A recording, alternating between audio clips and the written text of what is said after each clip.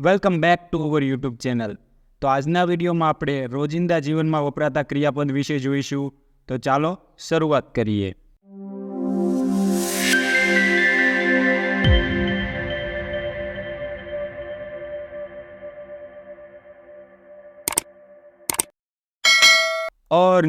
અર્નનું ગુજરાતી થાય છે કમાવવું, મેળવવું, પ્રાપ્ત કરવું.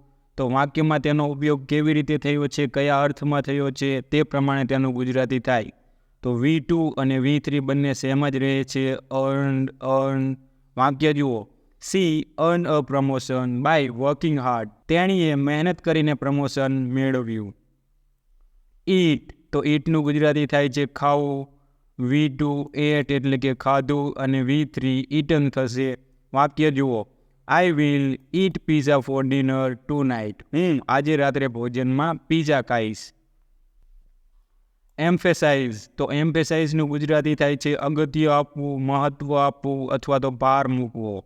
તો V2 અને V3 બંને સેમ જ રહે છે. એમ્ફેસાઇઝડ. વાક્ય જુઓ. The speaker emphasized the importance of education. વક્તાએ શિક્ષણના મહત્વ પર ભાર મૂક્યો. એનેબલ એટલે સક્ષમ બનવું અથવા તો સમર્થ થવું. તો V2 અને V3 બંને સેમ જ રહે છે. એનેબલ્ડ. વાક્ય જુઓ. The new technology enabled faster communication. નવી ટેકનોલોજીએ ઝડપી સંદેશા વ્યવહારને શક્ય બનાવ્યો. એન્કરેજ એટલે કે પ્રોત્સાહિત કરવું, ઉત્તેજન આપવું. તો V2 અને V3 બંને સેમ જ રહે છે. એન્કરેજડ. વાક્ય જુઓ. His parents encouraged him to follow his dreams. તેના માતા પિતાએ તેને તેના સપનાને અનુસરવા માટે પ્રોત્સાહિત કર્યો. એંગેજ એટલે જોડાવું, જોડાયેલું રહેવું, વ્યસ્ત રહેવું. V2 અને V3 બંને સેમ જ રહે છે. એંગેજડ. વાક્ય જુઓ. She engaged in a conversation with her co-workers. તેણી તેના સહકાર્યકરો સાથે વાતચીતમાં વ્યસ્ત રહી. એન્હાન્સ એટલે વૃદ્ધિ કરવી અથવા તો વધારવું. તો V2 અને V3 બંને સેમ જ રહે છે. એન્હાન્સ્ડ. વાક્ય જુઓ. The new software will enhance our productivity. નવું સોફ્ટવેર આપણી ઉત્પાદકતામાં વધારો કરશે. એન્જોયનું ગુજરાતી થશે આનંદ માણવો. V2 અને V3 બંને સેમ જ રહે છે. એન્જોયડ. વાક્ય જુઓ. I enjoy reading books in my spare time. મને મારા ફ્રી સમયમાં પુસ્તકો વાંચવાની મજા આવે છે. એન્શ્યોર એટલે ખાતરી કરવી. તો V2 અને V3 બંને સેમ જ રહે છે. એન્શ્યોર્ડ. વાક્ય જુઓ. The lock on the door ensures our safety. દરવાજા પરનું તાળું આપણી સલામતીની ખાતરી આપે છે. એન્ટર એટલે પ્રવેશ કરવો, અંદર જવું. તો V2 અને V3 બંને સેમ જ રહે છે. એન્ટર્ડ. વાક્ય જુઓ. She entered the room quietly so as not to disturb anyone. કોઈને ખલેલ ન પહોંચે તે માટે તે ચૂપચાપ રૂમમાં દાખલ થઈ ગઈ. એસ્ટાબ્લિશ એટલે સ્થાપવું, સ્થાપના કરવી.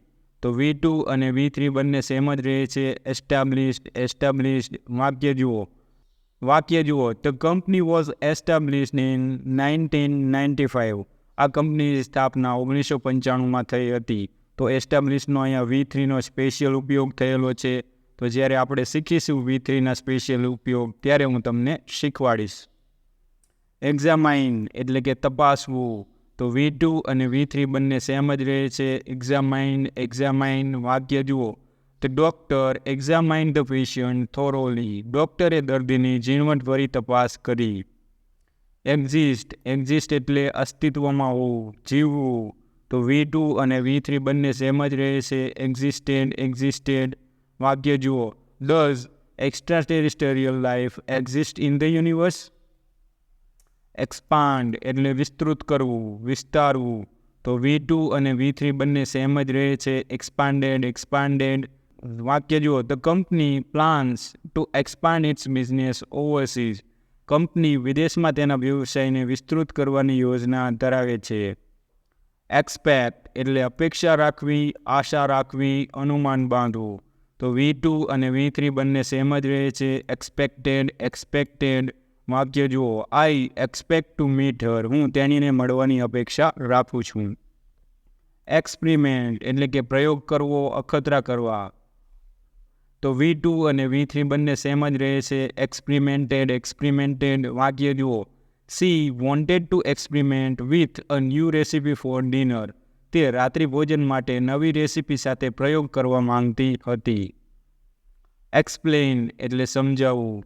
તો V2 અને V3 બંને સેમ જ રહે છે. Explained. Can you explain how to solve this math problem? શું તમે સમજાવી શકો છો કે ગણિતની આ સમસ્યાનો હલ કેવી રીતે કરવો?